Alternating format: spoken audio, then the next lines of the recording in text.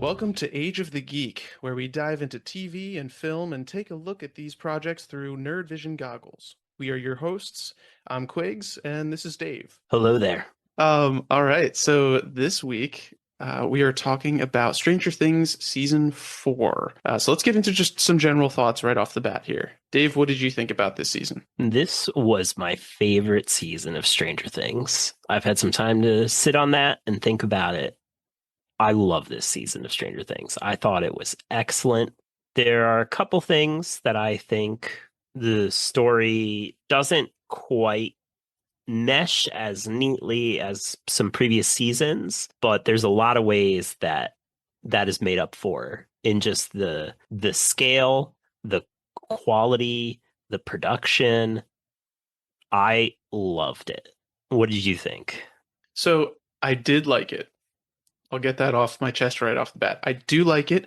However, I don't think it's the show's strongest season in one big way for me that we'll delve into a little bit more later. I feel like they had too many storylines going on. It felt a little tangled. Some of it felt slow, while at the same time, a storyline felt a little too fast for me, and I wanted them to pay attention a little bit more to one of them. But it had its issues, and we can always get into that a little bit more. But, the whole having the California crew and then having the Russia crew, having the Hawkins crew and the Upside Down crew, and just crazy stuff that was going on there. It was a lot. It felt like the biggest season, obviously, to date. It was definitely the biggest season. I understand what you're saying. I think that the divergence of the storylines, which has happened in every previous season, you get a bunch of people all doing different things, and then they all come together in the end.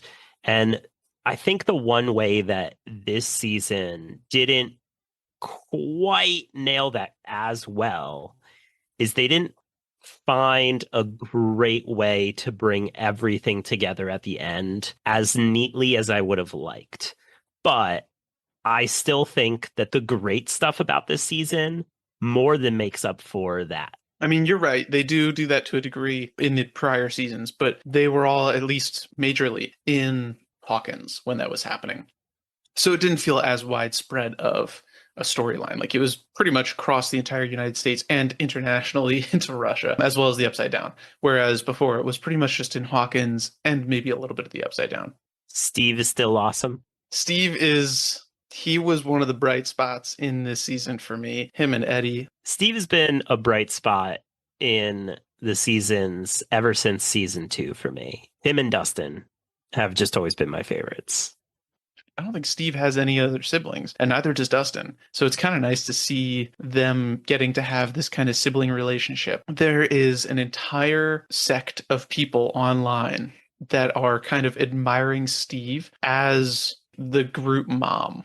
Oh yeah, I've seen that. It's hilarious and awesome. So there's videos of, I don't know what the song is. I think it's a Reba song of like, she's a working mom and going through this montage of just Steve and him with the kids and pictures of him and videos of him just like dealing with the kids. And it is amazing. And it's so true. He's not only just the babysitter, he's kind of like the mom for the group. Steve is great. Nancy is great. 11 and Max, especially Max, is like the major standouts for me this season. One of the major standouts for me was Lucas. Out of the boys, Lucas and Will crushed it. But Mike, to me, it kind of felt like he was phoning it in until he gave this inspiring speech to Elle. Lucas, I really enjoyed his story going on as well. Yeah, this was my favorite season for sure. Where would you rank this season among the 4? See, I really loved season 3. Season 3 was a lot of fun. I loved the whole Hopper taking on the Russian agent. Season 3 was just a heck of a lot of fun. And it kind of blew up the world and the lore. Like season 3 blew it up for me. And then I was like, there's no way they're going to be able to top that in season 4. And boy, was I wrong. This definitely blew up the world and the lore a lot. And where they leave off, season 5 is going to be bigger and more insane than any before, I am sure. Definitely. All right, Dave, go ahead and give us our synopsis. Yeah, this is by far the longest synopsis I've made so far. This show is long. 9 months have passed since the gang closed the gate below the mall in the secret Russian base. Now, in high school, the group has in many ways gone their separate ways. Mike and Dustin are in a D&D club called Hellfire. Lucas is on the basketball team. Max has secluded herself and withdrawn from life following her brother's death. Meanwhile, Eleven and Will are in high school in California, where Eleven has been relentlessly bullied. Just as spring break begins and Mike heads off to visit Eleven, the death of a cheerleader brings the focus of the community in Hawkins to bear on the leader of the Hellfire Club. While the rest of the gang begin to suspect this once again relates to the Upside Down, more begin dying in gruesome and unexplained ways as they discover there is a sentient creature from the Upside Down named Vecna that is targeting these people, and his sights are set on Max. During all of this, Eleven gets targeted by rival factions as some believe she is behind the unexplained deaths in Hawkins, while others believe she's the only one that can save the world. Meanwhile, Joyce and Murray find out Hopper is still alive, being held captive in Russia, and they jet off across the ocean by way of Alaska, where they are captured themselves. Murray uses his martial arts to turn the tables on their captor, and they infiltrate the prison and free Hopper, which brought us all the way to Volume 2, where Vecna's identity was revealed as number 1, who Eleven banished to the Upside Down and is killing off his cursed in order to open a large gateway to our world, and Max is the last key. The Hawkins group used Max as bait while infiltrating the Upside Down to attack Vecna head-on. Eleven finds a place to project her consciousness to her friend Max and fight Vecna in their minds, while Hopper and the Russia crew decide to fight off the Upside Down creatures to do what they can to weaken Vecna from there. Although their plans end in a mix of success and failure, Eleven is once again defeated Vecna, but not before he was successful in killing Max and opening the gates. And although Steve, Nancy, and Robin hurt him physically, he still lives, ready to attack our world. Eleven uses her powers to start Max's heart, and now she sits brain dead in the hospital as the rest of the group reunite in time to see the Upside Down bleeding into our world like never before. You know, we talked a little bit in our spoiler-free discussion about the different crews, the different storylines going on, right? So let's go story by story. So everyone in the California crew, we've got Will, Jonathan, Mike, Argyle, and most of them didn't have a lot to do. They were mainly, I would say, the comic relief of the episodes. Every time it cut to the California crew, with the exception of that really epic gunfight in their house, once they are no longer with Eleven, to the point where they get back with Eleven, they're kind of the point in the episodes that are there to let you breathe a little and take a break from the heaviness of the Hawkins story. And Argyle especially, who is hilarious. Yeah, he was a good addition, and I hope they bring him back for season 5. Yeah, Argyle was so much fun. And I was a little upset that Jonathan, with the exception of a touching brotherly moment near the end, Jonathan really had nothing to do in this season. Yeah, and that's what I was worried about when I heard that they were bringing in a bunch of new actors. I was worried that a whole lot of people wouldn't get some screen time. And it did seem like Jonathan got the shaft on that one. They lose 11, and then their story mainly revolves around finding 11. And they get into hijinks and fun, and I still enjoyed those moments, but it didn't really play super heavily into the rest of the story. I think that for me, it definitely paid off in the end because of 11 needing a ride when they do catch up with her. But overall, they were kind of the comedic relief. So I counted at least 6 different storylines. And the first one that I counted was Hopper in Russia. The second one I counted was Joyce and Murray. So I feel like it starts off with Joyce receiving a doll from Russia. Yeah. That was a signal from Hopper. It was a ransom note, essentially. There was a message from Enzo, which was code for their date location. The Russia storyline interested me more in Volume 1, unlike the California storyline, where I felt like when they reconnect with 11, it kind of made up for some of its meandering to me, where Russia, how it ends, kind of made me go, I guess that was kind of unnecessary to a degree, except for the fact that we know these characters and we want to know where they came from, but they didn't really connect with everyone else until essentially the epilogue. However, I will say, seeing Hopper with a sword cut up a Demogorgon was amazing. When he gave the flamethrower to Murray, I was a little sad. I was like, oh, come on, man. I wanted to see Hopper with a flamethrower, and I was a little bummed. But then he picked up the sword. Oh, that was just epic. And especially a show that just relies so heavily on D&D imagery. It was so epic to see Hopper with a sword cutting up a Demogorgon. And it was so satisfying to actually see one of those things freaking die. Okay, so my hope is that he did not get rid of that sword. I know, me too. Bringing them all back to the prison to take care of the Demogorgon and the Demodogs was a great sequence. I had kind of wished that there wasn't a whole lot of cutting to the other storylines to see what was going on there, but I know they had to. There were two parts of the Russia storyline that really made it worth it to me, besides all the comedy, right? So there was a lot of funny moments to the Russia story, like Murray's karate, the pilot, Yuri and Katinka. Oh my gosh, I was laughing so hard. His whole speech about Katinka just had me dying. The two moments that really got me with the Russia crew were both with Hopper. And it was the end of Volume 1 when he gives that speech to Enzo before they're going to fight the Demogorgon. And he's talking about how much he's messed up in life and how he thought that he was just ready to die. But now he realizes that he has something to fight for. And even if it just means that he helps out everyone at home. They put some of that in the trailer, which is sad because I think it was just such an amazing speech and it was such an amazing delivery from Hopper that to me it made a lot of the Russia story just totally worth it to hear him have those character moments, you know? And to me, the big difference between the Russia storyline and the California storyline is none of the California characters really have any character arcs. Yeah, definitely.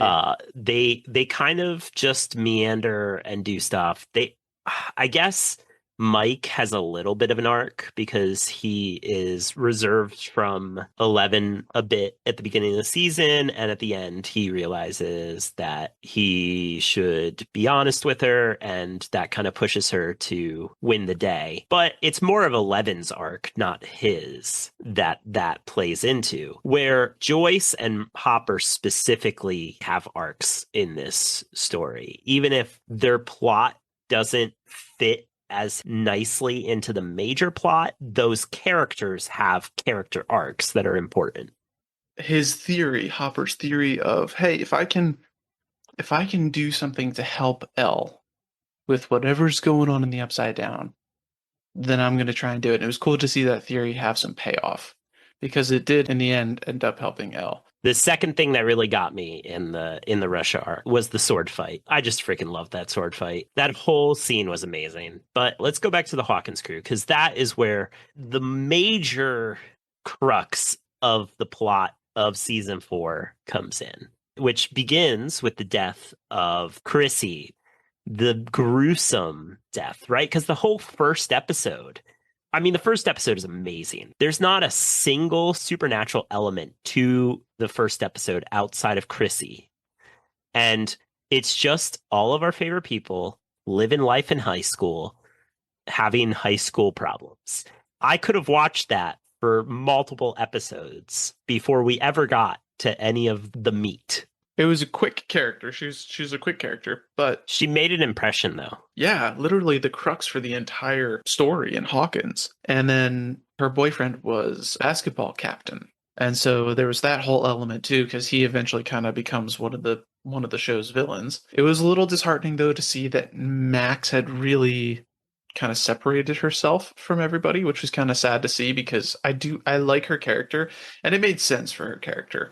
It made so much sense for her. Oh yeah, definitely. I mean, she saw her brother die in a really gruesome way. The whole scene with her in the counselor's office was really very interesting to me because I have some theories about that counselor. They actually even talk about it later on in the show, like, hey, these people, all the people who eventually end up dying, that counselor saw. Like I said, I think I liked Lucas. His acting just seemed to have improved so much over the past couple seasons. He was trying to be the heart of the group and kind of pull everyone back together, or at least bring Max back into the fold. And the way he was reaching out to her just really struck a chord in me. He did a really great job at portraying that.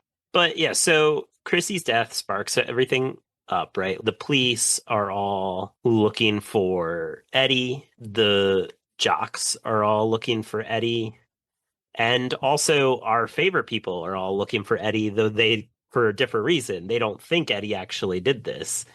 They're just looking for answers. And the whole investigation and the whole mystery plays out so amazingly. I love the whole mystery of it as Nancy and Robin team up and investigate in the asylum and just everything that everyone's up to. I really enjoyed the Nancy and Robin team up because they're just so different, just so wildly different. And I think Robin's just been a great addition to the group since last season. I think her chemistry with Steve is amazing, and or maybe Steve is just great with everybody because every time someone is paired up with Steve, they're great. But I also really liked Robin and Nancy together so much as Nancy's trying to find out what's happening, and the other guy from the paper gets killed, and then she pairs up with everybody else that's in Hawkins as they kind of discover the existence of Vecna and his attack on the family as they kind of investigate that. I absolutely loved all of that. I love a good mystery, and it was creepy and it was fun, and I just really enjoyed it. I thought it was at its best when it was in those moments. It was cool to see them Scooby Doo it up and kind of figure out that mystery together. And even when some of them ended up in the upside down, how Dustin figures out how to communicate between each other, that was really cool. But going back real quick to touch on the point that you said about Steve being great with everybody, he really reminded me of Avatar: The Last Airbender, how in the last season, everyone kind of goes on an adventure with Zuko. And at one point, one of the characters goes, "Hey, when do I get to have my heart-to-heart mission with Zuko?" When Toph is like, everyone else went on a mission with Zuko. Right. When do I get to go on my bonding trip with him? And I felt that way about Steve with everyone in this show, which is why I thought they were going to kill him off. Oh my gosh, I did think they were going to kill him off. I was so terrified. I'm not convinced that he's safe in season 5 either. Right. He's taking a lot of risks, and he does. They end the one episode with him getting eaten alive by the demo bats. I literally thought that he was going to die right then and there. Yeah. And I was very shocked that he survived to the end of the season. I was surprised as well. He does have a little bit of an adventure with everyone. And I mean, he just works so well with everybody. That actor is so great. The one thing that I kind of felt was a little weird was the whole love triangle thing. But that was just because Jonathan wasn't even there. I feel like they are setting it up that he might get Nancy back. He'll either get Nancy back or he'll die. I don't know which is going to happen, but... Right. If I was being truthful, I'd probably agree that he will die, unfortunately. I'm just glad he made it to the last season. Talking about the mystery in Hawkins, I think you clued in on this way earlier than I did, according to our earlier conversations, but it was really cool to me when they revealed that the history of Henry, asking why did he target this random family years and years ago, and then all of a sudden now he's coming back. I knew pretty fast that Henry had to be Vecna. The reason I knew that is because when they have the conversation with Henry's father, he mentions that his son survived to the hospital and then died in the hospital. Did he die in the hospital? Because I don't believe that. And right, because your line is usually if there's a body. Yeah, if you don't see the body, then they're not dead. Right. And so even though we saw the son laying on the floor in the foyer, we were told in the dialogue that the son was alive at that moment, which meant to me that when they said, oh, he died in the hospital, I no longer believe that he died in the hospital. And if he survived, then he survived and he's not in the basement of an asylum with his eyes poked out. He became the most likely person who is Vecna. I didn't know how to cross that line of how did this kid in the 50s become this monster in the Upside Down? But I definitely was like, Henry is Vecna. I'm certain of it. The other thing that clued that into me was the time frame of the killings. This happened to a family in the 50s, and then it didn't happen for 30 more years, and now it's happening in Hawkins again. And when you're looking at a mystery, you always look at what was the first occurrence, right? And the first occurrence is always the most personal in a mystery. It had to be a personal event, and we were only told of 4 characters. One of them was in an asylum, 2 of them were confirmed dead, and the other one, quote unquote, died in the hospital. So that's kind of how I had landed at, oh, Henry has to be Vecna. But I will say, I did not connect the 11 storyline where she's regaining her memories. I did not connect number 1 / the orderly to Henry and Vecna. I had connected the orderly to number 1. Well, yeah, I thought that was pretty obvious. That was very obvious right from the get-go when he starts telling Eleven that. But then I thought, I kind of had the opposite track of you. Like, I didn't think that Henry was number 1.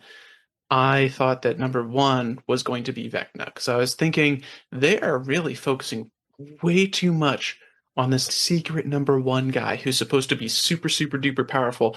That's obviously got to be Vecna. That connection of Henry and 1 and Vecna being all the same person really freaked me out.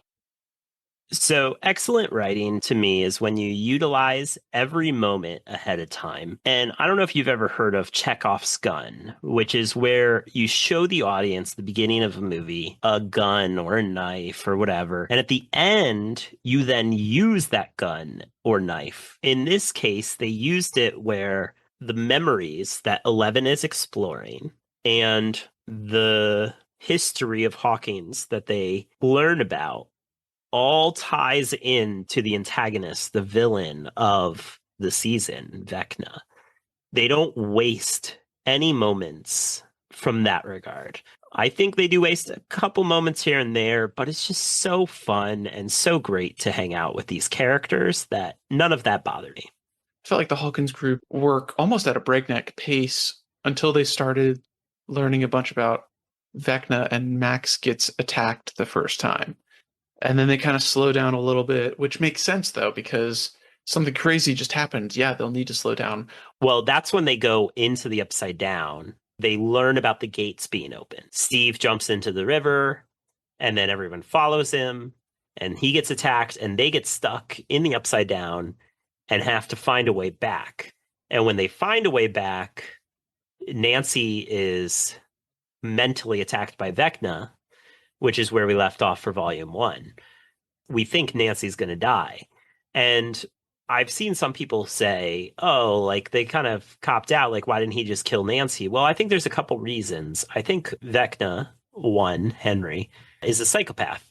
He picked his 4 people and he was going to stick with those 4 people. There's a reason that he didn't pick someone else after Max escaped him the first time and he kept pursuing Max. The other thing is the people he kills in order to open gates, they were in the real world. Nancy was still in the Upside Down when Vecna was attacking her, so to speak. So I think he attacked her purely to give her a message, to freak everyone out, to play with everyone's minds.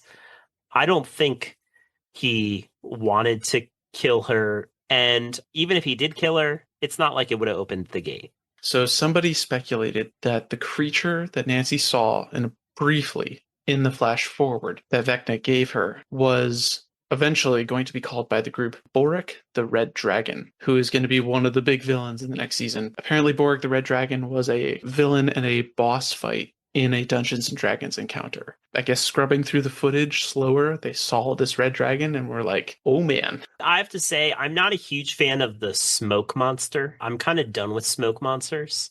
Bad taste in your mouth from Lost. Not just Lost. There's a lot of things that use smoke monsters, and it just doesn't work for me. So I'm kind of glad that they retcon the smoke monster a little bit to be like, oh, well, that's Vecna controlling this amalgamous consciousness or whatever. Yeah, I wasn't sure if that was supposed to be the Mind Flayer or not. He is what has connected the hive mind, is I think what they have explained. a couple things I did see online of people kind of throwing out their own names for some of the other creatures that we see, right? The bats that attack Steve and the older kids. I saw people calling them Sturges online, which is another D&D monster. I saw a lot of people referring to the sword that Hopper uses on the Demogorgon as the Sword of Cass, who is the D&D character that slices off Vecna's arm and cuts out his eye. And he's even name dropped in the first episode when the group runs into Vecna in their D&D game. And Dustin says, no, he was killed by Cass. So now that makes me want Hopper to have kept the sword even more. Yes, I agree. I feel like Hopper is the knight of the group. Oh, for sure. You know, for sure. it makes sense that he would be the one to wield the sword against Vecna. So I had my own speculation or my own thought for some of the names of the monsters, actually one in particular. So we have officially the Demogorgon, the vines and tentacles in the Upside Down, which we now know are pretty much appendages of Vecna. We have the Demo Dogs, the Mind Flayer, Vecna, Demo Bats, and everyone that I've seen online only calls the season 3 monster the season 3 monster. Even though technically it's supposed to be part of the Mind Flayer, it's aiding the Mind Flayer. And so I thought, you know what? When they're running from that monster, Dustin and Susie start singing the Never Ending Story song. This monster is just, it's kind of helping to further the Mind Flayer, or as we know now, Vecna's plan. So he's kind of helping the big bad. What's the big bad in the Never Ending Story? Oh, the Nothing. So wait, what is the creature in the Never Ending Story that helps the Nothing? Well, it's a wolf called Gamork, and he aids the Nothing in trying to stop the hero. You know what? It's a bit of a stretch, but I want to name that creature from season 3 Gamork. I'm down. We can call it Gamork. Yeah, hashtag Gamork, because it makes perfect sense, especially with Dustin and Susie singing the Never Ending Story song while getting chased. That sequence was amazing. All of that to say, it was interesting to see, again, that smoke kind of shadow particle monster. And I was thinking, what the heck is that doing there? And then they said that it went into the other monsters. It clicked a little bit for me. I had to wait to see that Vecna was actually the one in control the whole time, that he found this source of power in the Upside Down and was able to use that. Now, I want to steer back a little bit. We talked a little bit about Lucas, but I kind of want to jump a little heavier into him, right? He had a really interesting story this season. I think we've all kind of experienced when you go from middle school to high school and you and your friends get into just different things, right? So it was really interesting to see like him getting into basketball while Dustin and Mike continue to be into D&D and be more outcasts and nerds. And it was cool to see his character as that kind of conflict arose, right? Where all of his jock friends are trying to find Eddie to probably do some very bad things. And that conflict in him, it was just really interesting to see Lucas. And also, I thought it was just really cool to see how that played out. And as like the captain of the basketball team, when he's kind of like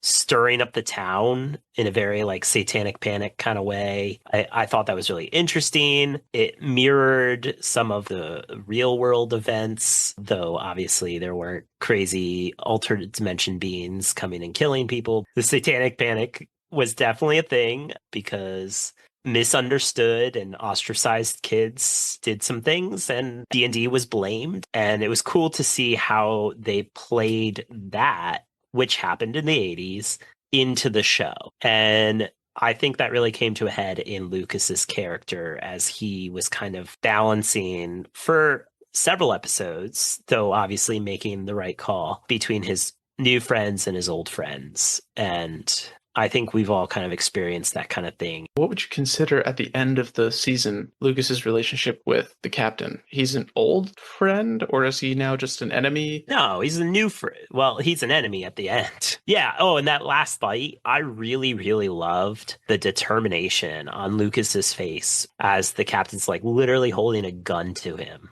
and he goes in for that tackle and the gun goes off. He misses, and that fight leading to the breaking of the tape player, it really worked for me. I thought he did a great job. I really enjoyed Lucas's story throughout. It's definitely one of the standouts. Oh, definitely.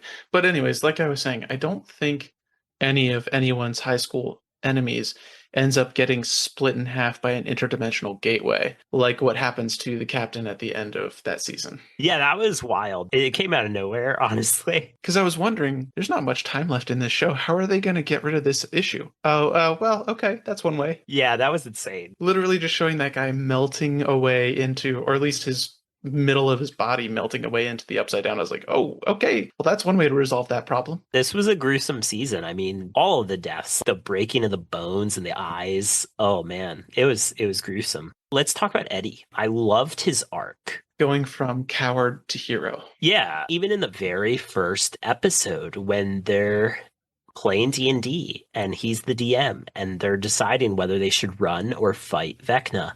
And he says, there's no shame in running. And that defines his character for the season as all this crap keeps happening around him and he keeps running and running and running. And then it ends with his absolutely awesome guitar solo on top of the trailer in the upside down. That was just awesome. That was the highlight of the season for me. My thought was, how are they going to distract everything if they're not going with the main group? And then they started to fix up the trailer, and I'm like, are they okay? So their plan is to draw things off to that building. Okay, all right, fine. And then they found the guitar. Yeah, it was the most metal concert ever.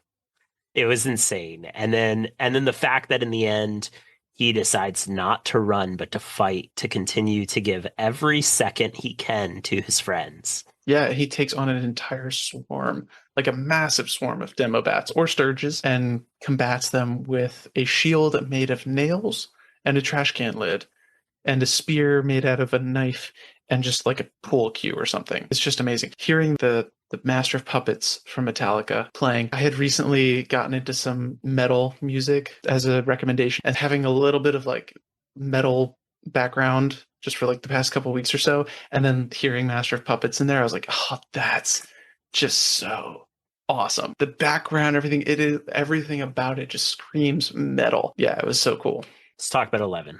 Obviously, being depowered from season 3. Her trying to get by without powers, and the fact that she was not raised like a child should be, has no education.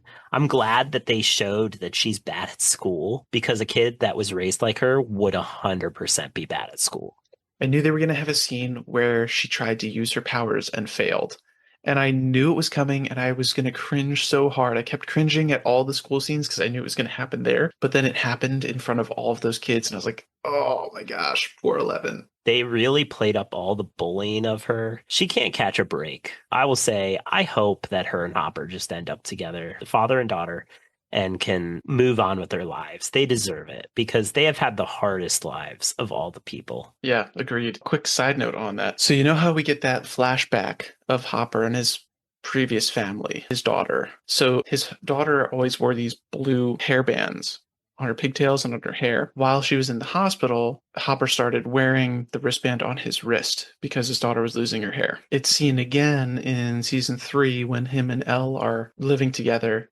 And then eventually towards the end of that season, Elle is wearing the wristband as well. And then in this season, you can see Elle wearing that blue wristband all the time again. There is this symbolism. She is obviously his new daughter. The Duffer Brothers have already said, though, that everyone's fair game in season 5. So I hope they get their happy ending. I really do hope they get their happy ending. And 11 and Hopper, they deserve it more than anyone else. So she finds out Papa's alive, and he is just as manipulative as ever. And he takes her on this journey through her memories where we learn about one, and she is almost led to believe that she is a monster herself, because every time she goes into the memories, she sees this massacre at the labs where she was raised. And it's not until the very end of that journey of rediscovering her powers and going through all of her memories that she realizes that she actually wasn't the monster after all. She stopped the monster, which was Henry, or one, or Vecna. And then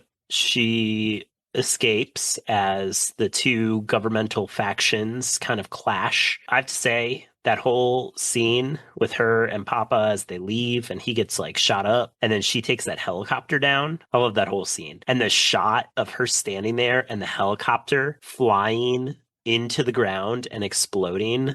That shot was phenomenal. That was, and it made me smile, do a fist pump because I was like, yeah, Elle is back. She earned her powers back. It's not like they just came back. She had to go on a journey to get them. And when she came back even stronger and fights off Vecna in Max's mind. I mean, she gets her butt beat a little bit while in there. It's definitely not a one-sided fight either way, but she is triumphant in the end and continues to be stronger than him in general, though I think that could be complicated next season for sure. They made a big deal of saying that the more people he killed, the more power he gained. So I'll be interested to see if Elle is going to be able to turn the tables on him by being able to kill a bunch of upside down creatures and gaining more power. Yeah. So, Max. Well, now hold on. I have a question for you. Oh, okay. Now, we saw Papa die once already. No, he's dead. I don't think. Do you truly believe he's dead?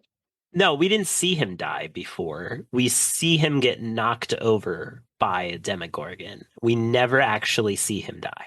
Okay. This time we watched him die. Oh, last thing about that. I really appreciated that he was not given the satisfaction in the end that what he did was acceptable. That was very powerful. I felt like she was very graceful in that scene where she did not give him what he wanted and reclaimed her self-worth, but she also wasn't awful to him either. He realized what he had done. You saw kind of that realization in him. He was seeking justification for what he did. He was saying, all of my actions had a purpose. Tell me you understand that. And the fact that she did not give him that satisfaction because he was awful. It was great. I'm glad that she didn't. And like I said, I think she handled that scene with just such grace. Like she didn't rail at him like he deserved. She just handled it so well. It was awesome. Yeah. Such a good scene. So Max. Max was always definitely one of my favorites, but I thought she really,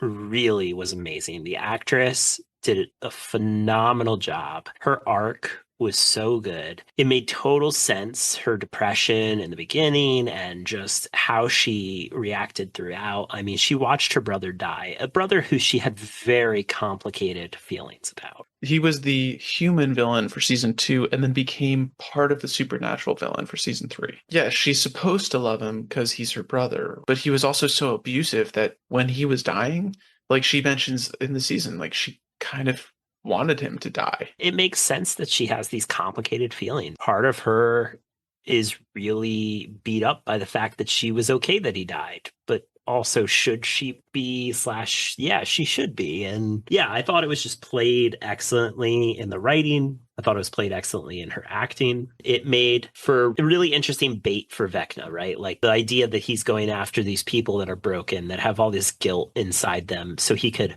quote unquote free them. I thought it was great. And in the end, she sacrificed herself to try and stop him. She was brave in the end, and I thought it was great. I've seen a lot of people like complain about the cop out of her death, and I don't really feel like it was a cop out. For one, she does die. That's how the gates open. Two, how can 11 just bring her back? Well, she didn't really. She started her heart again. The girl still has multiple broken bones. You can start someone's heart with CPR. Yeah, of all the scenes that I've seen that are cop-outs of bringing back a main character, that was actually honestly probably the best one I've seen because it wasn't a full revival. Oh no, even if her consciousness was there, she has multiple broken bones. She's blind, massive consequences.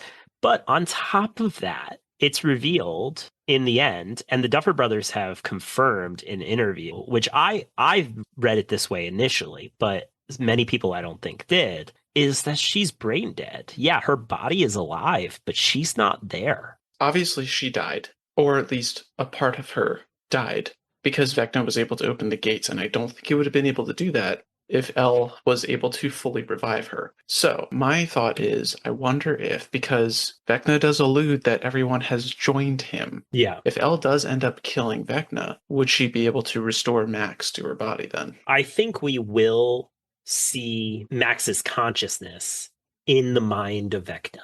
in season 5.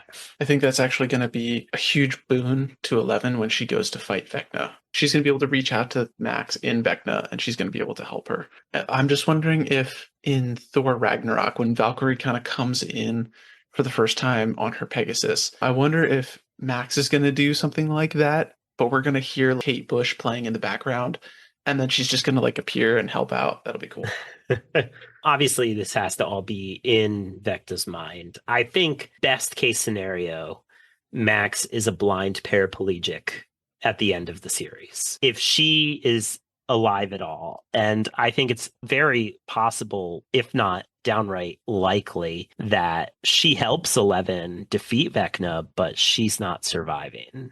I really liked Max's story, and it gave such weight to everything. It did not feel safe. In previous seasons, I never really worried too much for the main characters. Right, because they were kids. Who's going to show kids getting killed off? You knew that the adults were the ones that were in trouble. Yeah, sure. And so this is the first season where I was like, I don't know if people will die. Yeah, it was definitely really cool to see that. It's one of the things that really kind of did it for me, right? Yeah. All right, so expectations for season 5?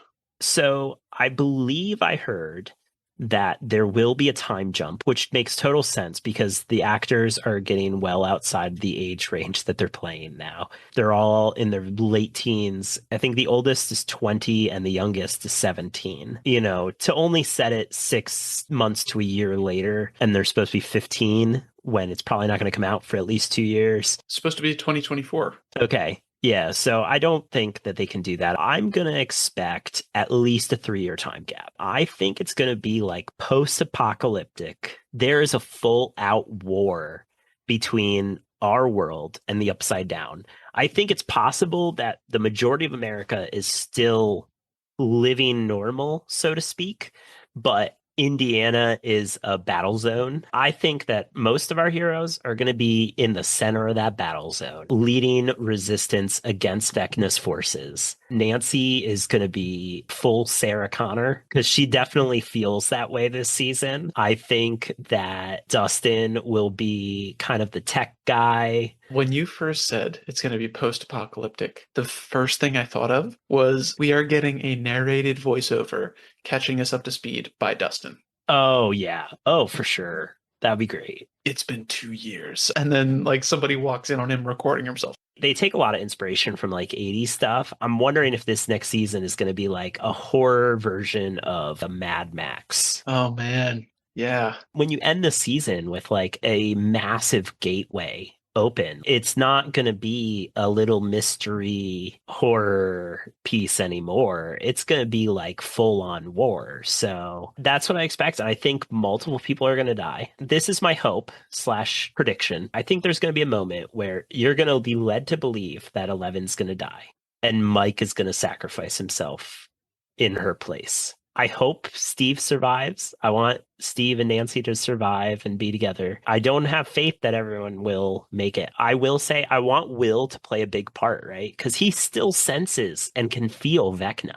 That has been a consistent thing throughout. They really didn't give him much to do this season. They didn't give him a whole lot to do in the third season either, to be honest. But like every season, they show that he can sense the Upside Down and he can sense Vecna. So I really hope that they give him a lot to do in defeating Vecna. But yeah, my prediction, post-apocalyptic, 3 to 5 years after this. So here's my prediction. When Will was in the Upside Down, you know how they made a big deal in the first and second season about all of the junk in the air in the Upside Down? They made a big deal about it at the end of season 4 as well, that now that stuff is in the real world. My thought is maybe not all, but some of those particles are laced with the shadow that Vecna found. And part of the reason why Will in the second season or at the end of the first coughed up that slug thing, and the reason why he can feel it is because he ingested so much of it.